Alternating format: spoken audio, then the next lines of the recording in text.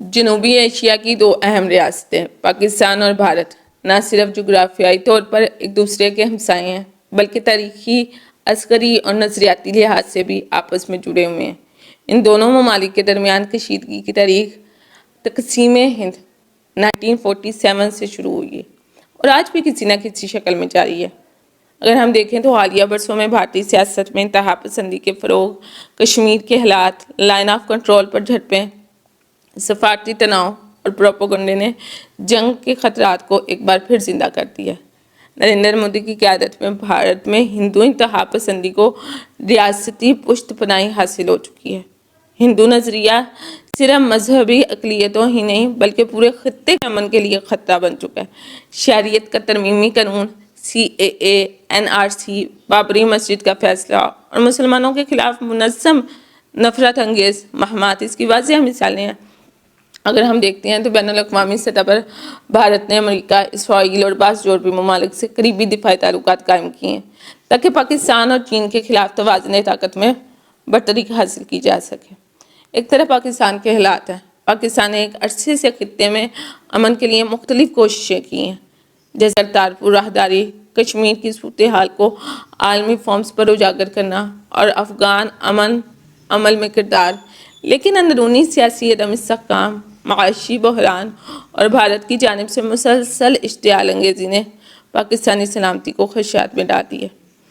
پاک فوج اور عوام دونوں بھارت کی کسی بھی جارحیت کا منہ توڑ جواب دینے کی صلاحیت رکھتے ہیں، جیسا کہ فروری 2019 کے آپریشن سوئفٹ ریٹارٹ میں دیکھا جا چکا ہے۔ لیکن دیکھیے، جنگ کا امکان اور اس کے جو نتائج ہیں وہ بہت خطرناک ہو سکتے ہیں، کیونکہ دو نیوکلیر پاورز کی جنگ ہے۔ ایٹمی ہتھیاروں سے لیس دونوں ریاستوں کے درمیان جنگ صرف دو ممالک کا مسئلہ نہیں ہے بلکہ یہ پوری دنیا کے لیے تباہی کا پیش خیمہ ہو سکتی ہے۔ سب سے پہلے تو معاشی تباہی ہے۔ دونوں ممالک کی معیشتیں جنگ کا بوجھ برداشت نہیں کر سکتی۔ مہنگائی، بے روزگاری اور سماجی عدم استحکام میں اضافہ ہوگا، انسانی جانوں کا نقصان ہوگا، کروڑوں انسان متاثر ہوں گے، ہزاروں ہلاک اور زخمی ہوں گے اور لاکھوں بے گھر ہوں گے۔ ایٹمی ہتھیاروں کے استعمال سے زمین، فضا اور پانی ناقابل استعمال ہو سکتا ہے۔ اقوام متحدہ، OIC اور دیگر عالمی ادارے مجبوراً مداخلت کریں گے، لیکن اس وقت تک بہت نقصان ہو چکا ہوگا۔ تو اگر ہم اس کے حل کو دیکھتے ہیں تو سفارتی مذاکرات کی بحالی بہتر ہے۔ پاکستان نے ہمیشہ مذاکرات کا حامی رہا ہے۔ بھارت کو بھی جنگی جنون سے نکل کر امن کی طرف آنا ہوگا۔ مسئلہ کشمیر کا منصفانہ حل کرنا ہوگا۔ کشمیریوں کو ان کا حق خودارادیت دیے بغیر امن ممکن نہیں ہے۔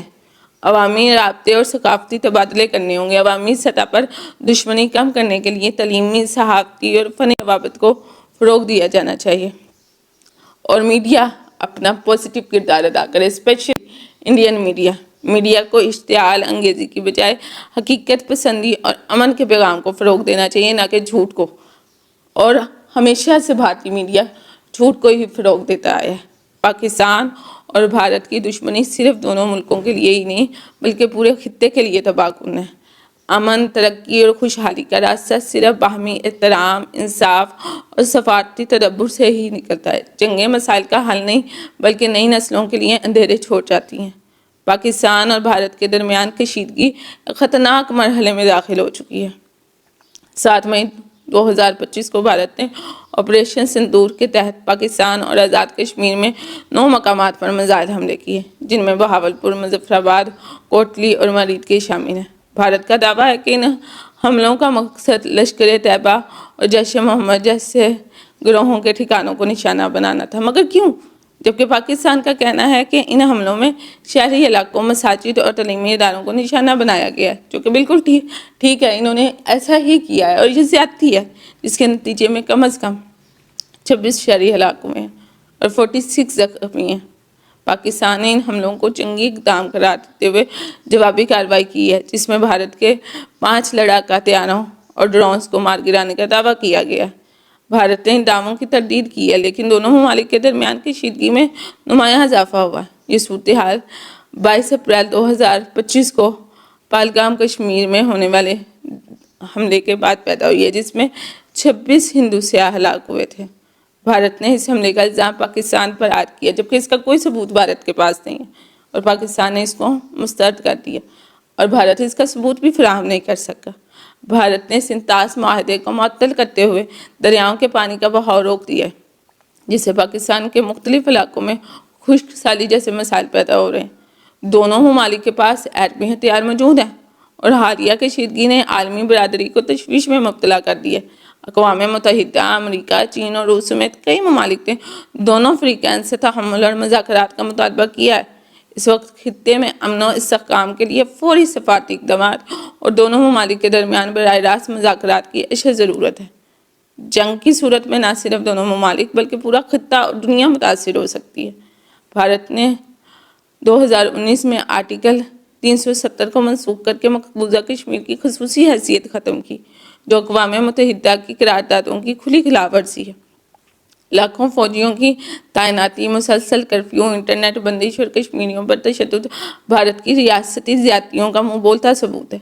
خواتین کی بے حرمتی، نوجوانوں کی جبری گمشدگیاں اور پیلٹ گن کا استعمال معمول بن چکا ہے۔ 7 مئی 2025 کو بھارت نے آپریشن سندور کے نام سے بہاولپور، مظفر آباد، کوٹلی، مرید کے اور دیگر علاقوں پر حملہ کیا۔ ان حملوں میں مساجد، مدارس اور سویلین علاقوں کو نشانہ بنایا گیا، جو کہ جنیوا کنونشن کی کھلی خلاف ورزی تھی۔ پاکستان کے مطابق کم از کم 26 عام شہری شہید ہوئے اور 46 سے زیادہ زخمی ہیں۔ تو یہ جارحیت نہیں تو اور کیا ہے؟ بھارت نے سنتاس معاہدہ معطل کر کے پاکستان کے حصے کے دریاؤں کا پانی روک دیا ہے، جس سے سیلاب اور خشک سالی دونوں کا خطرہ بڑھ گیا ہے۔ پانی کو بطور ہتھیار استعمال کرنا نہ صرف ایک اخلاقی جرم ہے بلکہ ماحولیاتی اور انسانی حقوق کی عالمی خلاف ورزی ہے۔ بھارت میں اقلیتوں، خاص طور پر مسلمانوں کے خلاف منظم ریاستی عوامی تشدد، گاؤں کشی کے نام پر ہجومی تشدد، مساجد کی بے حرمتی، شریعت کے قانون ہندو ایجنڈے کا حصہ ہیں۔ RSS اور BJP کے زیر اثر میڈیا مسلسل پاکستان کے خلاف نفرت کو فروغ دیتا ہے۔ بین الاقوامی برادری کی کمزور یا مصلحت اس پالیسیوں نے بھارت کو مزید بے لگام کر دیا ہے۔ امریکہ، اسرائیل اور بعض مغربی طاقتوں کی حمایت سے بھارت اپنے ہمسائے ممالک کے خلاف کھلے عام عسکری کارروائیاں کر رہا ہے۔ بھارت کی یہ زیادتیاں نہ صرف پاکستان بلکہ عالمی امن کے لیے خطرہ ہیں۔ پاکستان کا موقف واضح اور اصولی ہے۔ امن کی بات بھی ہوگی لیکن عزت اور انصاف کے ساتھ ہوگی۔ ظلم کو تسلیم نہیں کیا جائے گا اور بھارتی زیادتیوں کا ہر سطح پر جواب دیا جائے گا، سفارتی، عسکری اور اخلاقی میدان میں۔ تو ہمیشہ یاد رکھیے، ہم سب ایک ہیں میرے عزیز ہم وطنوں۔ یہ وقت صرف خبریں سننے کا نہیں، نیوز چینل کے آگے ریموٹ پکڑ کے بیٹھے رہنے کا نہیں ہے، بلکہ تاریخ میں اپنا کردار لکھنے کا وقت ہے۔ بھارت نے ایک بار پھر ہماری خود مختاری، ہمارے امن، ہمارے بے گناہ شہریوں پر وار کیا ہے۔ یہ صرف سرحد پر حملہ نہیں ہے، یہ ہماری غیرت، ہماری شناخت، ہمارے دین پر حملہ ہے۔ ہمیں غصے کی نہیں، غور و بیداری کی ضرورت ہے۔ ہمیں نفرت کی نہیں، وحدت اور حکمت کی ضرورت ہے۔ ہمیں خوف کی نہیں، ایمان اور قربانی اور استقامت کی ضرورت ہے۔ یاد رکھیے، جنگ صرف توپ سے نہیں جیتی جاتی، قومیں جذبوں، سچائی اور یکجہتی سے فتح پاتی ہیں۔ ہم سب فوج کے سپاہی ہیں، اپنے قلم سے، اپنے کردار سے، اپنی آواز سے، اپنی قربانی سے، اپنے صبر سے۔ اس وقت دعا، دلیری اور دانائی تینوں ضروری ہیں۔ مساجد آباد کریں، دلوں کو روشن رکھیں اور سنی سنائی باتوں پر کان نہ دھریں۔ یہ جنگ صرف دفاع کی نہیں، وقار، اصول اور مظلوموں کی حمایت کی جنگ ہے۔ ہم مظلوم کشمیریوں، شہیدوں اور اپنے مستقبل کے لیے کھڑے ہیں۔ ہم اس زمین کے وارث ہیں اور اس کی حفاظت ہمارا فرض ہے۔ اللہ ہمارے ساتھ ہے، ہمارے دلوں میں لا الہ الا اللہ کا چراغ جلتا ہے اور جب یہ چراغ جلتا ہے تو اندھیرے شکست کھا جاتے ہیں۔ پاکستان زندہ باد، پاک فوج پائندہ باد۔